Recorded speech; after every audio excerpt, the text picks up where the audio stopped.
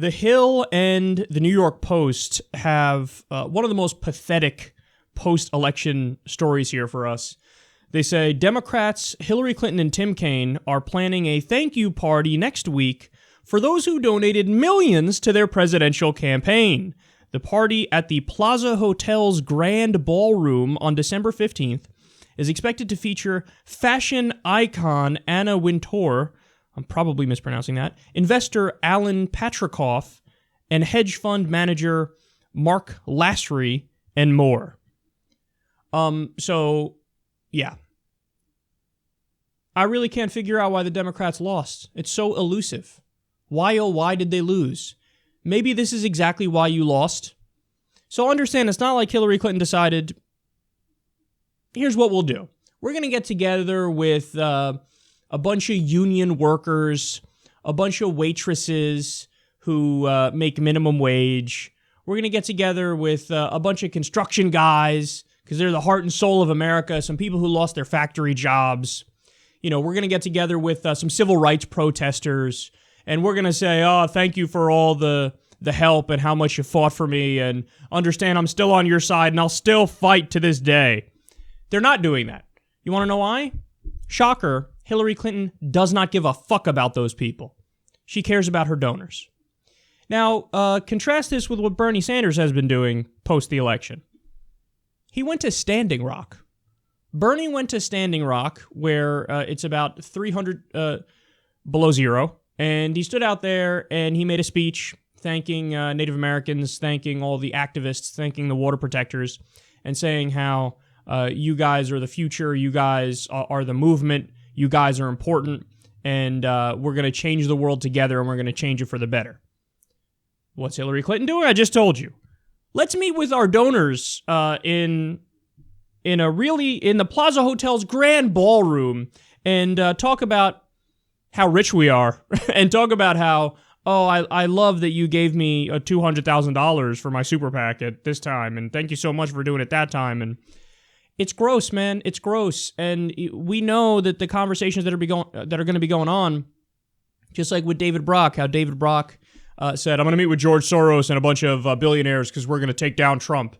It's like, no, dipshit. The fact that you're meeting with the billionaires to do that is the problem.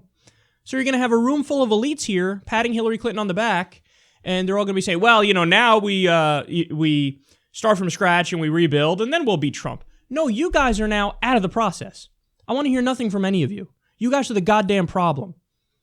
I gave this analogy the other day, but it's like somebody comes and robs you while you're sleeping. You wake up the next morning and see that everything got robbed. Then you have somebody knock on your door. It's a neighbor of yours. You see them wearing one of the bracelets or something that was stolen, and they go, look, man, we got to rebuild. I got to help you out here. How can I help? Wait, what? No, you were the problem. I'm calling the cops, bitch. It's the same thing with this. You guys were the destruction of the Democratic Party.